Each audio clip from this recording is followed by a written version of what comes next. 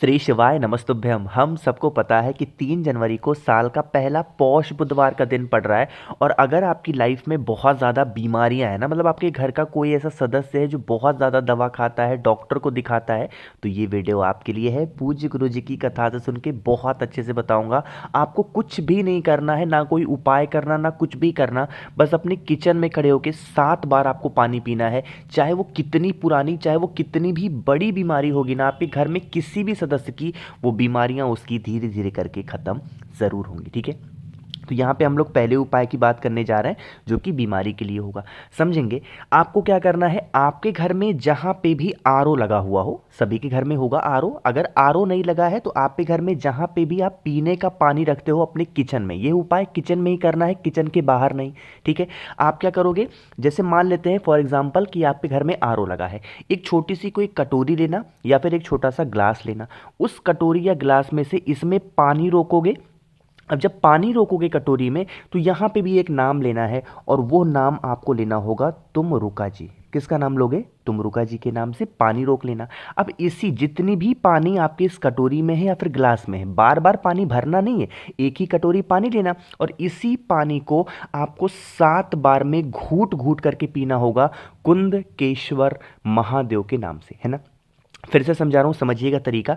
जैसे ये कटोरी पानी आपने भर लिया, अब इस एक कटोरी पानी से आपको 7 बार में पीना है, बार बार पानी भरना नहीं है। जैसे मान लीजिए एक सिप आपने पिया, कुंदकेश्वर महादेव की जय, फिर एक सिप पिया, कुंदकेश्वर महादेव की जय। लेकिन जब तक पानी इसमें भरोगे तब तक आपको तुमरुका जी का स्मरण करना है। पानी पियेंगे 7 बार में तो कुंदकेश्वर महादेव। हफ्ते में 2 दिन, कोई ज़रूरी नहीं कि बुधवार, हफ्ते में 2 दिन इस उपाय को अपने किचन में खड़े होकर कर लेना। आपकी कितनी भी पुरानी बीमारियां होंगी ना, वो धीरे धीरे करके ख़त्म ज़रूर होंगी। लेकिन एक चीज़ का ध्यान रखेंगे, जो भी आपकी मेडिसिन चल रही है, दवाइयाँ चल रही हैं, वो आप बिना डॉक्टर की सलाह के अपनी कोई भी दवाई बंद नहीं करेंगे। ठीक है, चलो, तो पहले उपाय की बात हमने कर ली है। आगे बढ़ते हैं इस वीडियो में बुधवार पे करने वाले अपने दूसरे उपाय की। तो काफ़ी ज़्यादा मैसेज आए मुझे इंस्टाग्राम पे, भैया हमारी कोई भी ऐसी इच्छा है ना जो पूरी नहीं हो पा रही, हम क्या करें, हमारा बच्चा है, हमारे हस्बैंड हैं, वाइफ हैं, कभी भी किसी भी काम के लिए घर से बाहर जाते हैं, हम लोगों से कम मेहनत करने वालों का काम हो जाता है, बट हम बड़ी श्रद्धा से, ईमानदारी से उपाय भी करते हैं, सब कुछ करते हैं, हमारा काम नहीं होता। तो उस कंडीशन में आपको लेना होगा कई सामान, है ना। पहला सामान आपको लेना होगा चीनी, जिसको हम लोग शक्कर भी बोलते हैं ना। कितनी चम्मच, 3 चम्मच आपको चीनी लेनी है, या फिर शक्कर कह सकते हो। और 3 चम्मच शक्कर के बाद आपको लेना होगा एक बेलपत्र, बहुत प्यारी सी, बहुत सुंदर सी। ठीक है, बस ये 2 सामान लेना है। और एक तांबे का लोटा लेना, इस तांबे के लोटे में जल भरना। अब यहाँ पे तरीका समझो, सारी चीज़ों को इसी कलश के अंदर डाल देना है। जैसे जो 3 चम्मच आपने चीनी लिया वो डाल देना, और एक बेलपत्र डाल देना, और इस कलश को उठाना महादेव के शिवलिंग के पास। यह उपाय आप अपने घर पे नहीं कर सकते, सुबह दोपहर शाम रात कभी भी आप महादेव के शिवलिंग के पास जाएं और पूरा का पूरा जल धीरे धीरे महादेव के शिवलिंग के ऊपर समर्पित करेंगे। अब जब यहाँ पे समर्पित करोगे तो रामेश्वर महादेव के नाम से चढ़ाओगे। कौन से महादेव, रामेश्वर महादेव। अब यहाँ पर चढ़ाने के बाद में जो बेलपत्र महादेव के शिवलिंग के ऊपर आपके कलश से गिरेगी, उस बेलपत्र को उठा लेना, अपने दोनों हाथों में बेलपत्र को रखना, हाथ जोड़ना और महादेव से विनती करना कि हम लोग कभी भी किसी भी काम के लिए जाते हैं, हमारा काम नहीं होता, तो हमने इस इच्छा से, इस मनोकामना के लिए अपने इस उपाय को किया है। आप हमारी इस विश को, आप हमारी इस इच्छा को बहुत जल्दी पूरी कर दें। अपने अकॉर्डिंग प्रार्थना करना। जो एक बेलपत्र आपके पास में है, महादेव के शिवलिंग से उठाया है, उसको लेके जाएंगे आप अपने घर पे, और जहाँ पे भी आप अपने घर में जैसे पूजा पाठ करते हैं तो वहाँ रख सकते हैं, या फिर पढ़ाई वाले कमरे में रख देना। आपकी जो विशेष होंगी, जो कामना होगी, रामेश्वर महादेव पूरी ज़रूर करेंगे। ठीक है, समझे आप मेरी बात को। तो यहाँ पे हम लोगों ने 2 उपाय की बात कर ली है। आगे बढ़ते हैं इस वीडियो में हम लोग अपने तीसरे उपाय, और ये जो तीसरा उपाय है ये हम सिर्फ और सिर्फ बुधवार के दिन ही करते हैं और किसी भी दिन नहीं करते, है ना। अब सबसे पहले ये समझो कि इस तीसरे उपाय के आपके फ़ायदे क्या होंगे, बेनिफिट क्या होंगे। देखो, आज क्या क्या देखा जा रहा है ना, हर एक फैमिली में कि लोगों की बर्दाश्त करने की जो क्षमता है वो ख़त्म हो गई है। तो जब बर्दाश्त करने की क्षमता ख़त्म हो गई तो आपसी लड़ाइयाँ घर में बहुत होती हैं। किसी ने थोड़ा सा भी किसी कुछ बोल दिया ना तो इंसान फिर हाइपर होता है, फिर तोड़ना फोड़ना, इधर उधर गाली गलौच, ये सब चीज़ें होती हैं ना आज के टाइम पे, मैंने देखा है बहुत सारे घरों में।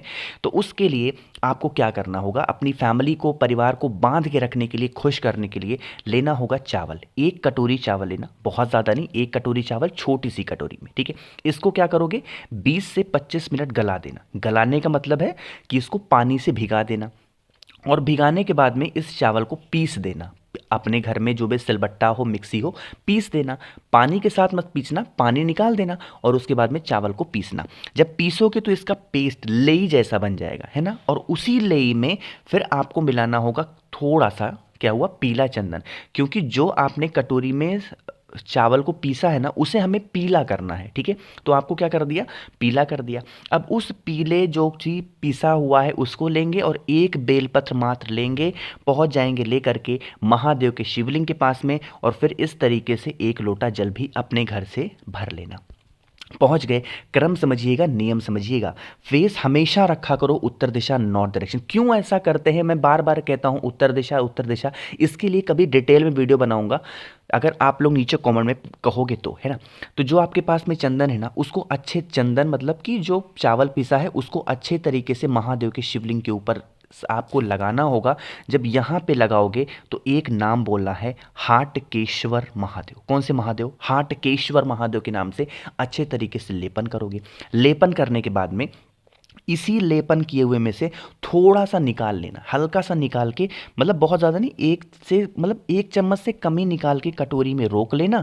जो एक बेलपत्र आपके पास में है, जिस इंसान की वजह से आपके घर में क्लेश, लड़ाई झगड़े, मारपीट होते रहते हैं, उस इंसान का नाम और गोत्र बोल करके इसी स्थान पे उस बेलपत्र को आपको समर्पित कर देना होगा, ठीक है। कर दीजिएगा। बाकी जो 1 लोटा जल अपने घर से लेके आए हैं उसको श्री शिवाय नमस्तुभ्यम का स्मरण करते हुए इसी स्थान पे समर्पित कर देंगे। अब देखो, जो आपने यहाँ से चंदन को रोका था, अब कहोगे भैया उसे हम क्या करेंगे, उसे लेके आप अपने घर पे जाना, ठीक है। और घर पहुँच करके जो भी आपका मेन गेट होगा, हर दरवाजे पे नहीं, जो भी आपके घर का मेन गेट होगा उस पर एक छोटी सी बिंदी लगा देना, और कुछ भी करना नहीं है। करके देख लीजिएगा, 2 से 3 बुधवार करके देखिएगा, चौथा बुधवार ये उपाय करने की ज़रूरत ही नहीं पड़ेगी। आपका पूरा फैमिली, आपका पूरा परिवार हमेशा खुशी के साथ रहेगा। कभी भी कोई प्रॉब्लम, कभी भी कोई तकलीफें नहीं होने वाली, है ना।